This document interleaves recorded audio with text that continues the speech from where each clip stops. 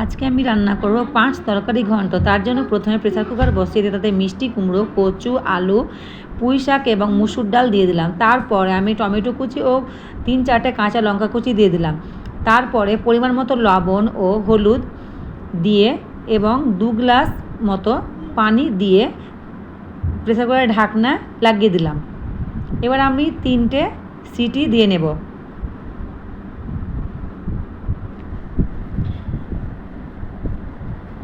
সেদ্ধ হয়ে যাওয়ার পরে আমি একটি কড়াই বসিয়ে দিয়েছি। কড়াইয়ে পরিমাণ মতো সরষের তেল দিয়ে দিলাম। এরপরে ফোড়নের জন্য 5 ফোড়ন দিলাম এবং তাতে 2টো শুকনো লঙ্কা দিয়ে দিলাম। ফোড়নটা ভালোভাবে নেড়ে চেড়ে তাতে 1 চামচ আদা রসুন বাটা, 1 চামচ পেঁয়াজ বাটা দিয়ে দিলাম। ভালোভাবে নাড়তে থাকবো যতক্ষণ কাঁচা গন্ধটা চলে যায়। এই যে আমার নাড়া হয়ে গেছে মশলাটা। এবার সিদ্ধ করে রাখা সবজিগুলো দিয়ে দেব।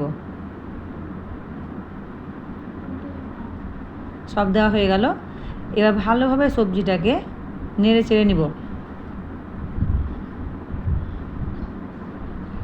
সব শেষে ঘরে তৈরি করে রাখা মিক্স মশলা ছড়িয়ে দেব এবং স্বাদ মতো ধনেপাতা কুচি ছড়িয়ে দেব।